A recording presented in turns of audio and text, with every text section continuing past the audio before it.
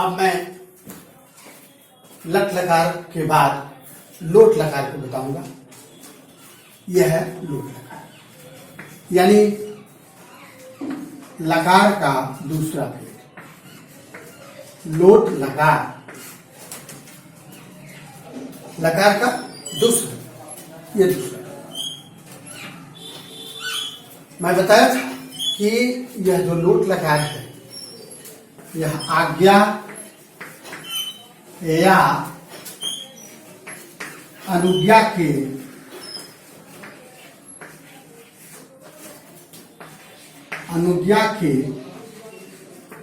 अर्थ में होता है। आज्ञा या अनुज्ञा का। आज्ञा तो जानते ही हैं, किसी को जो आदेश दिया जाए, जिससे बाहर जाओ, बाहर मत जाओ, पढ़ो मत पढ़ो, लिखो, ज्यादा मत हंसो, रोवो मत, इस तरह से आज्ञा, एक गिलास पानी लाओ, इस तरह से आज्ञा सूचक जो वाक्य हो, तो ऐसे में हम लोट लकार का प्रयोग करते हैं। लेकिन वही अनुज्ञा की जो बात है, अनुज्ञा का मतलब हो गया अनुमति। अनुमति लेकर बाहर जाना आना, कोई कार्य में संलग्न होने के लिए जब अनुमति मांगी जाती है, तो ऐसे अर्थ में अनुज्ञा का प्रयोग होता है। जैसे क्या मैं अंदर आऊं, ठीक है, इसका मैं प्रयोग करता हूं। तो लकार के पांचों भेदों का दूसरा भेद ये लोट लकार है। और अब हम लिखते हैं इसको समझने के लिए। एक वचन, यहां क्या लिखेंगे, द्विवचन, और यहां लिखते हैं बहुवचन। जैसा कि मैं बता चुका हूं, इस हाशिया में इधर जो रेड लाइन होता है, ठीक, इसकी तरफ क्या लिखते हैं हम, प्रथम। प्रथम पुरुष में हर्षो हो जाता है, पहले भी बता चुका हूं। ये प्रथम पुरुष है, जिसको अंग्रेजी में आप थर्ड पर्सन कहते हैं, हिंदी में अन्य पुरुष कहते हैं, जिसके बारे में कहा गया। तो जब लोट लकार की बारी आती है, तो उसमें मैं लिखवाया था विभक्ति में तू, तूतामन, तो इस तू का प्रयोग कैसे होगा, तू का प्रयोग कैसे होगा। तो इसका प्रयोग करने के लिए हम सबसे पहले तो ध्यान देंगे कि वह जो कर्ता हो प्रथम पुरुष का हो, और उसमें भी प्रथम पुरुष तो हो ही, उसके एक वचन में वो कर्ता का बोध वाला वाक्य होना चाहिए, यानी कर्ता प्रथम पुरुष का हो और एक वचन का हो। जैसे वह पढ़े, वह पढ़े, छोटा छोटा वाक्य समझने के लिए। अनुस्वार हो जाएगा, पढ़े, पढ़े नहीं, पढ़े, चूंकि आज्ञा है, वह पढ़े। या अनुज्ञा का भी अर्थ, कोई अगर अनुमति मांगता हो कि मैं पढ़ूं, तो शिक्षक कहता है या फिर अभिभावक कहता है कि वह पढ़े, जाकर कहता है तो उससे वह पढ़े, तो वह पढ़े। आज्ञा अनुज्ञा दोनों के अर्थ में हो जाएगा। संस्कृत में बात कैसे बनेगा, तो वह का क्या लिखते हैं, या सा। क्यों, क्योंकि वह पढ़े से यह स्पष्ट नहीं होता है कि वह जो यहाँ है पुल्लिंग है या स्त्रीलिंग। यदि पुल्लिंग के अर्थ में है तो हो जाएगा सा, स्त्रीलिंग के अर्थ में है तो हो जाएगा सा। तो वह की संस्कृत क्या हो गई, सह या सा। पढ़े, पढ़े आया कहां से, पढ़ना धातु, पढ़ना क्रिया से, उसमें पढ़ जो हो गया धातु हो गई, जिसका होता संस्कृत होती है प आठ। अब यही जो पठ धातु है, इसके अंत में लगाया जाता है लकार, और लकार क्या है, तू। क्यों, क्योंकि इसका कर्ता है सह, यानी प्रथम पुरुष का एक वचन, इसलिए निश्चित रूप से इसमें पठ धातु के अंत में यह जो दो विभक्ति है यह लगा देते हैं। तो इस तरह से यह संस्कृत अनुवाद बन जाता है सह पठतु, वह पढ़े, पुल्लिंग के अर्थ में, जबकि सा पठतु स्त्रीलिंग के।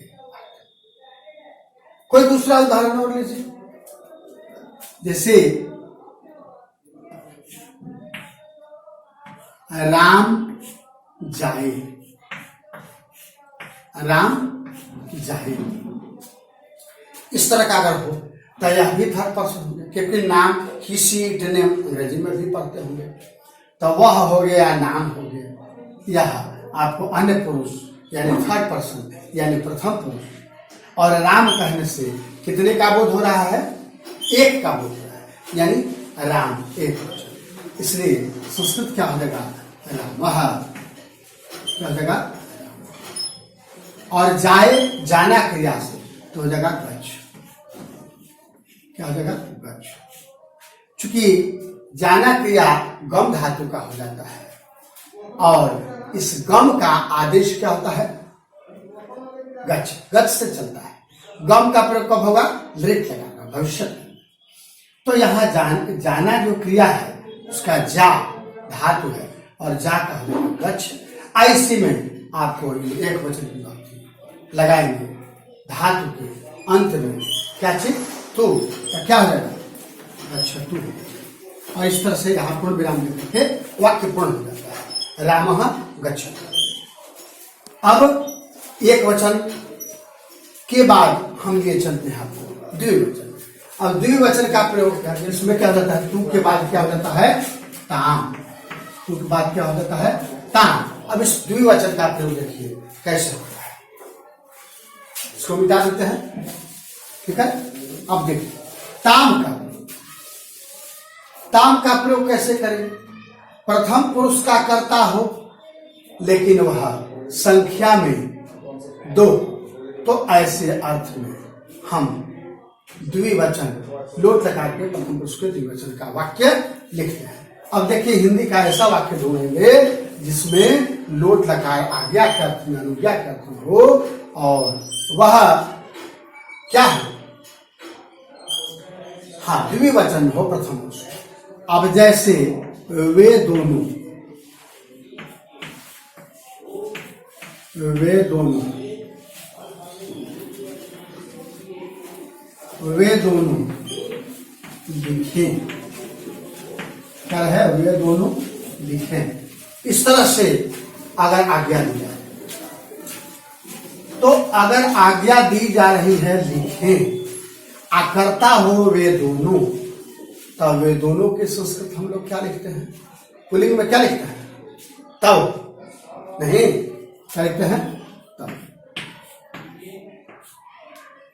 वे दोनों लिखे से स्पष्ट नहीं होता है कि यह पुल्लिंग के लिए कहा जा रहा है या स्त्रीलिंग के लिए। तो ऐसे अर्थ में हम स्त्रीलिंग का द्विवचन लिखते हैं, क्योंकि सा ते हो जाता है। आप पुल्लिंग में क्या जाता है? सह तव। तो तव भी हो सकता है और ते भी हो सकता है, और दोनों की हिंदी क्या हो जाएगी? वे दोनों, यानी वे दोनों की संस्कृत हो जाएगी तव या ते। तव हो गया पुल्लिंग में, आते हो गया, समझ गए? चलिए, वे दोनों हो गया आपको तव या ते। लिखे, लिखे आया लिखना क्रिया से, और उसकी धातु हो जाएगी लिख। धातु हो गई क्या थी? लिख। अब इस लिख में क्या लिखेंगे? विभक्ति क्या लगेगी? ताम। क्या लगेगी? ताम। यहां हो गया लिखा, ताम। यानी तौ पुल्लिंग में अगर लिखेंगे वो वे दोनों लिखे, तब पुल्लिंग में क्या हो जाएगा? तौ लिखता। लेकिन स्त्रीलिंग में क्या हो जाएगा? ते। समझ गए विद्यार्थी? अब अगर और दूसरा उदाहरण अगर ली जाए तो देखिए वे दोनों, वे दोनों या नाम से, अब नाम जैसे मोहन, मोहन और, मोहन और मदन, मदन खेलें, खेले, ऐसा रहा। ऐसा वक्र है मोहन और मदन खेले। जैसा कि आपको पता है कि नाम थर्ड पर्सन होता है, अन्य पुरुष यानी प्रथम पुरुष होता है। अब मोहन और मदन दो है संख्या में, तो निश्चित रूप से यह द्विवचन। ठीक है। अब इसकी हम संस्कृत बनाते हैं, लिखते हैं। तो क्या लिखेंगे? मोहन को लिखेंगे, पुल्लिंग है ना, इसको क्या लिखेंगे? मोहनः। यहाँ विसर्ग हो जाएगा, इसे बालकः मोहनः। तब दूसरा व्यक्ति कौन है? मदन है, तो मदन को लिखेंगे मदनः। और की संस्कृत क्या होगी? छ। खेले आया कहां से? खेलना क्रिया से। खेलना की धातु हो जाएगी खेल। संस्कृत में भी होता है खेल, खेल या क्रीड भी होता है, आप जानते होंगे क्रीड। कर संयुक्त दीर्घाई अड्डा। अब इस खेल या क्रीड धातु के अंत में क्या लगाते हैं? क्या होते हैं? ताम। तो खेल में अगर ताम लगावेंगे तो क्या हो जाएगा? खेल का। क्रीड में ताम लगावेंगे अंत में तो क्या हो जाएगा? क्रीड ताम। इस तरह से इसमें ताम जोड़ देने से हो जाता है, ताम जोड़ देंगे तो क्या हो जाएगा? खेल का हो जाएगा खेला ताम, खेला ताम। अगर क्रीड से बनाइएगा तो क्या हो जाएगा? क्रीडा ताम, क्रीडा ताम। अब देखिए इस तरह से पूर्ण वाक्य क्या हो गया? मोहनः मदनः च खेलताम, या मोहनः मदनः च क्रीडताम। पूर्ण विराम दे देंगे। पूर्ण विराम देना जरूरी है, नहीं तो फिर वाक्य अशुद्ध माना जाता है। हाँ विद्यार्थी, एक बात और कि पहले भी मैं बता चुका हूं, अभी भी बता रहा हूं कि ये जो और है, और की संस्कृत हम लिखते हैं अंत में। जितने नाम होते हैं उसके अंत में और की संस्कृत हम डालते हैं, और की संस्कृत होती है च। तो इस प्रकार हम समझते हैं कि प्रथम पुरुष के लोट लकार के प्रथम पुरुष के द्विवचन की विभक्ति ताम का प्रयोग आपने अवश्य सीख लिया होगा। चलिए तो अब लिए चलते हैं हम कहा आपको? बहुवचन। इसको मिटा देते हैं, ये बहुवचन। अब देखिए बहुवचन का प्रयोग हम लोग जानेंगे, सीखेंगे, समझेंगे, प्रयोग करेंगे। इसके लिए हम ऐसा हिंदी का वाक्य टटोलेंगे जो लोट लकार प्रथम पुरुष बहुवचन का। तो देखिए जैसे यहां लिखेंगे वे या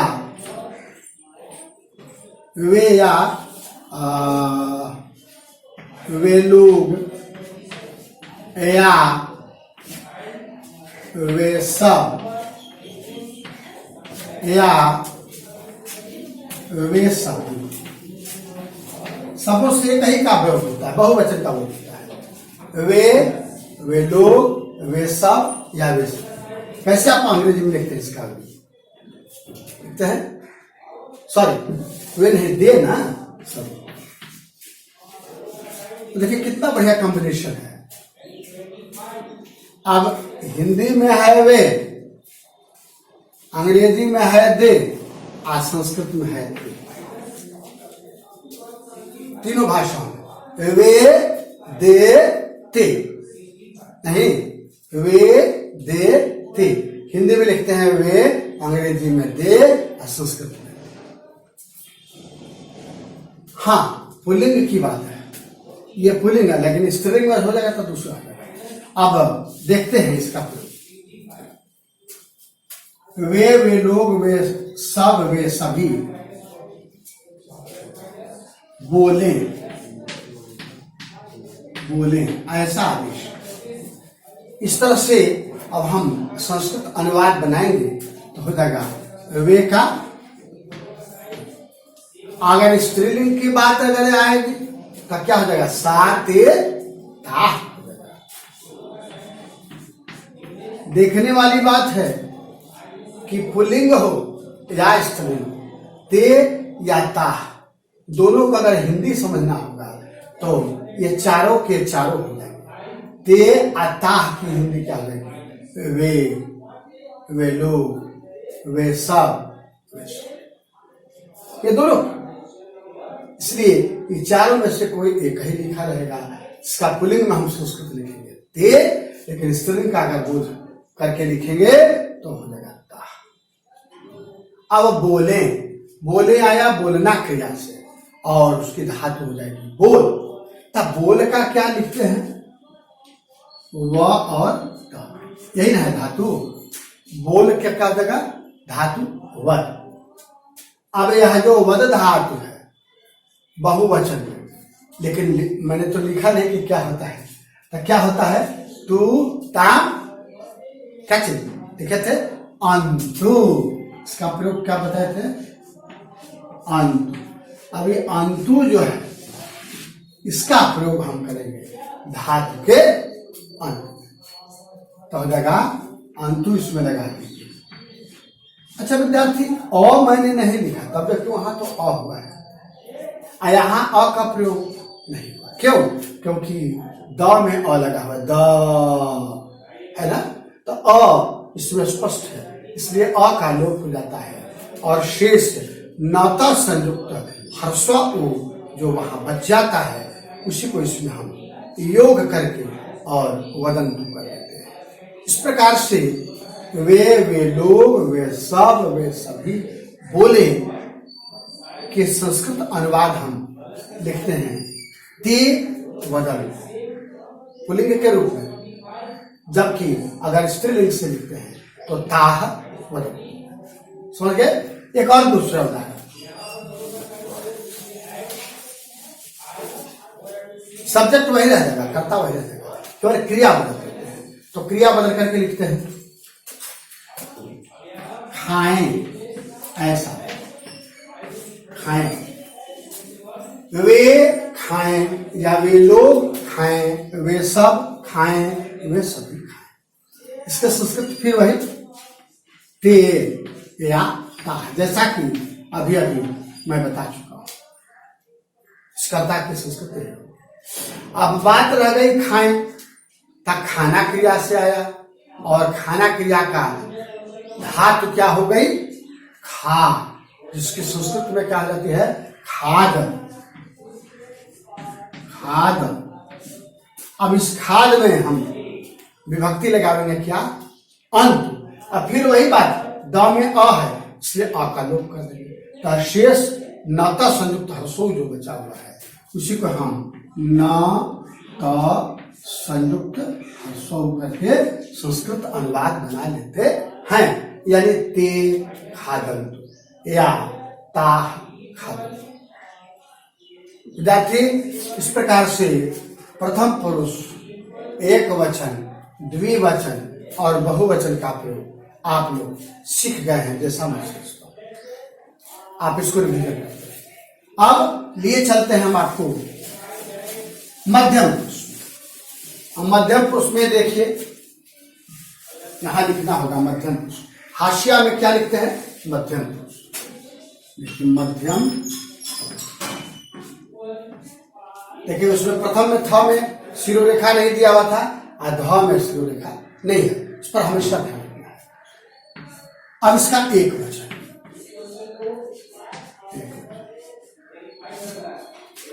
विद्यार्थी याद होगा कि जब हम विभक्ति लिखवा रहे थे तो यहां एक इस तरह से सिद्ध याद होगा, तब जबकि संस्कृत सहचर जो व्याकरण की पुस्तक है उसमें इस तरह से नहीं मिलेगा। तो पूछिए कि आपने क्यों दिया? इसलिए दिया ताकि आप समझ सकें कि डॉट मैंने किस लिए दिया है। तो मैं बताता चलूं कि डॉट का प्रयोग कहां और कैसे होता है। डॉट का प्रयोग का मतलब हो गया कि जो धातु होती है वह मूल रूप से रख दिया जाता है ज्यों का त्यों, इसमें कोई चेंज नहीं, कोई परिवर्तन नहीं होता। इस तरह से यहां मूल धातु का प्रयोग होता है। अब इसका उदाहरण, जैसे अब सबसे पहले तो मध्यम पुरुष का एक वचन का हम देखेंगे कर्ता क्या होता है। जैसे तुम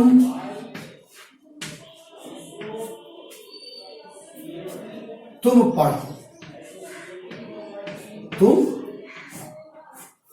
अब तुम की संस्कृत क्या हो जाती है, इसमें तो स्त्रीलिंग पुल्लिंग वाली बात है नहीं, तो हम अनुस्वार करेंगे क्योंकि आगे जो है कॉन्सोनेंट आ रहा है। तब पढ़ो आया पढ़ना से, इसकी धातु क्या हो जाएगी पठ। अब इसमें हमने विभक्ति में क्या लिखा है डॉट, यानी अभी मैंने बताया कि मूल धातु, तो मूल धातु पठ है, इसमें कुछ नहीं लगाना है। तो हम पठ, पठ नहीं पढ़ेंगे, पठ, क्या पढ़ेंगे पठ, तुम पठ, तुम पढ़ो। इस तरह से और भी उदाहरण सकते हैं, तुम पढ़ो तुम पढ़ो, तुम लिखो तुम लिखो, तुम देखो तुम पश्य, तुम हंसो तुम हंस, तुम जाओ तुम गच्छ, तुम बोलो तुम बोध। यानी कहने का अर्थ है कि विभक्ति में कुछ नहीं, ज्यों का त्यों धातु मूल रूप में यहाँ लिख दिए जाते हैं, इसमें कुछ लगाने की आवश्यकता नहीं है। जो धातु मूल रूप में होता है उसको हम लिख देते हैं। हाँ, एक बात ध्यान देना है कि जिन धातुओं के रूप बदलते हैं, जैसे दृश्य का पश्य, तो बदले हुए रूप लिखेंगे, ये ना कि दृश्य लिखेंगे कि तुम दृश्य, ऐसा नहीं, तुम पश्य, तुम गम, ऐसा नहीं लिखेंगे, तुम गच्छ, यानी बदले हुए हम लिखते हैं। किसमें एक वचन, मध्यम पुरुष के। मैं समझता हूं कि मध्यम पुरुष का एक वचन आप समझिए। अब हम आपको द्विवचन, हाँ इसमें एक और आता है, उस तक ही। संस्कृत कुछ ऐसी धातुएं हैं जिसमें ही का प्रयोग होता है। जैसे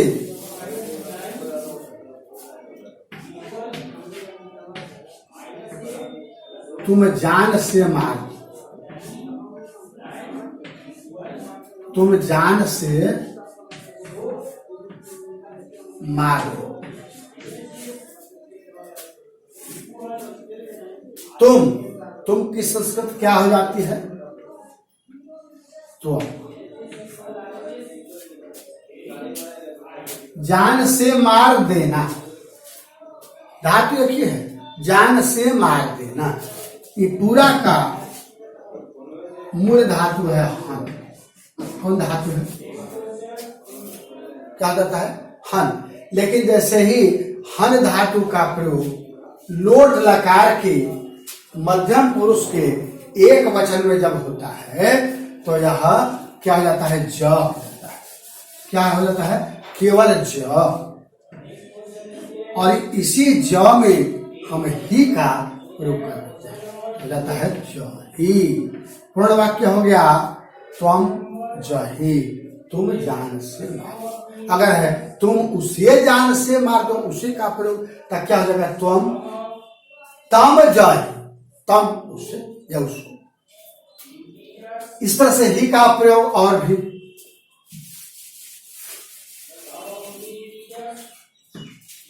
तुम इसकी व्याख्या करो, व्याख्या करो, तुम इसकी व्याख्या करो। इस तरह से तो तुम का क्या हो जाएगा, तो यहां मोहलंत हो जाएगा।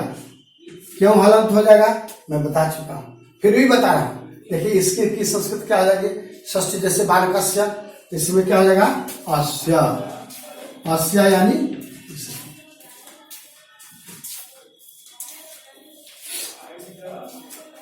लेकिन व्याख्या इस तरह से अस्या करेंगे। तुम अस्या व्याख्या, व्याख्या का व्याख्या मूल धातु है, आप इसी में लगा देंगे क्या चीज, ही, मूल धातु नहीं, इसमें ही। तो पूर्ण वाक्य क्या हो, तुम इसकी व्याख्या करो, तुम अस्या व्याख्या ही। ठीक है, तुम अस्या व्याख्या ही, तुम इसकी व्याख्या करो। अब देखिए ये एक वचन संपन्न हुआ। इस तरह से और भी 2-3 धातुएं हैं जिसमें ही का प्रयोग होता है। अब देखें द्विवचन का प्रयोग, इसमें तो हो गया डॉट और ही का। अब द्विवचन में इसका प्रयोग, द्विवचन में प्रयोग क्या होता है? ही तम क्या जाता है द्विवचन में? अब इस तम का प्रयोग करा है। तम का प्रयोग हम कैसे करेंगे? तो तम का प्रयोग करने के लिए सब हम क्या करेंगे? मध्यम पुरुष के द्विवचन का कर्ता के साथ होने वाली क्रिया और कर्म को हम टटोलेंगे कि ऐसा वाक्य मिले। तो हम देखिए लाते हैं आपको द्विवचन, तो लिखेंगे तुम दोनों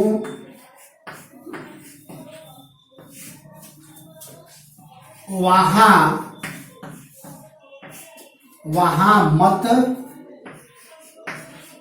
मत जाओ, वहां मत जाओ, ऐसा है। तुम दोनों वहां मत जाओ, ठीक है। तब तुम दोनों की संस्कृत क्या लिखते हैं? युवा। क्या युवा क्या जाता है? युवाम किसकी हिंदी हो गई? तुम दोनों की। तुम दोनों की संस्कृत क्या हो गई? युवा। युवाम की हिंदी क्या हो गई? तुम दोनों। तुम दोनों की संस्कृत क्या हो गई? युवा। तो तुम दोनों का युवाम, और वहां की संस्कृत क्या हो जाती है? अव्यय में पढ़े होगा तत्व। विद्यार्थी इस तरह की जब बात आती है तो हमेशा एक बात खटकते रहता है कि विद्यार्थी क्या करते हैं कि ऐसे जो कि ऐसे नहीं चाहिए। जैसे क में र होता है, प में र होता है ना, फ में र होता है। इसी प्रकार से ये त में र होता है, त में र लगाई जाती है। ये जो त में ये र लगाया जाता है, तत्र। किस तरह से? तत्र। तो वहां की संस्कृत क्या हो गई? तत्र। मत की संस्कृत क्या हो जाती है? माँ। बहुत लोग माँ पढ़ते हैं, माँ। माँ नहीं, वो तो माँ हो गई। माँ नाक का प्रयोग नहीं करेंगे, माँ। आ जाओ कहां से आया?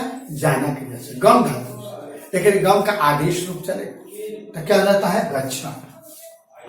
क्या धातु हो जाएगी? अब इसी गच्छ में हम लगाते हैं विभक्ति ताम। क्या लगाएंगे? ताम। अब यहां हो जाएगा गच्छता। पूर्ण वाक्य हो गया। अगर पढ़ेंगे तो कैसे पढ़ेंगे?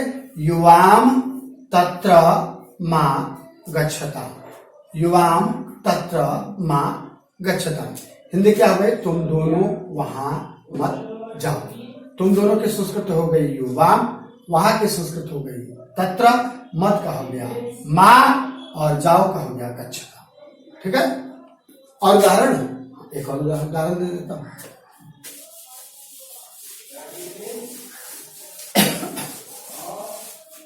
तुम दोनों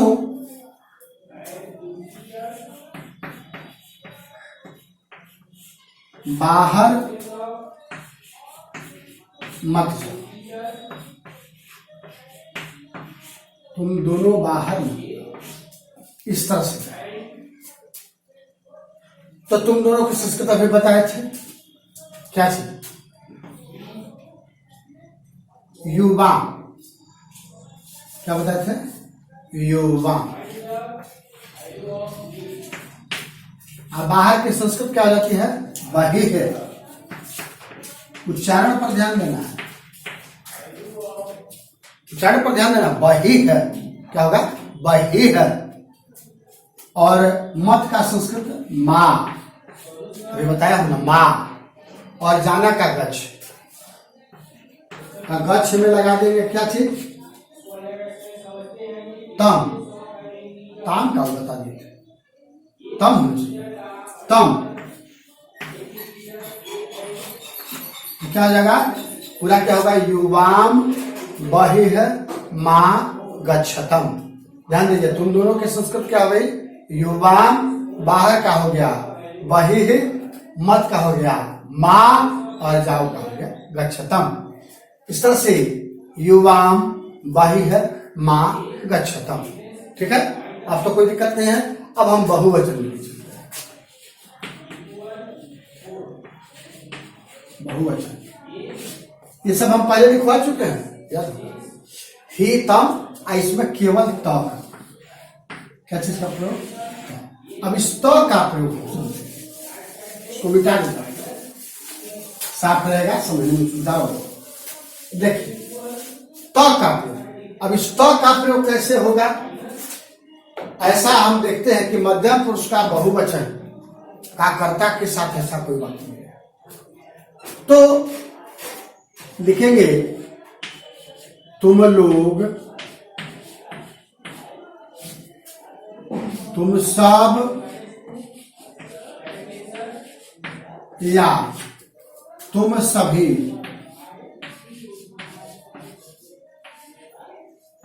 तुम सभी,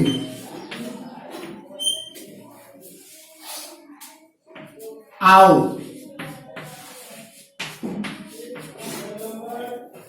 ऐसा रहे वाक्य, क्या रहे? तुम लोग, तुम सब, तुम सभी आओ। अभी तुम लोग, तुम सब, तुम सभी, इसकी संस्कृत क्या हो जाएगी? यूयम, त्वम, युवा, यूय। यहां यूयम का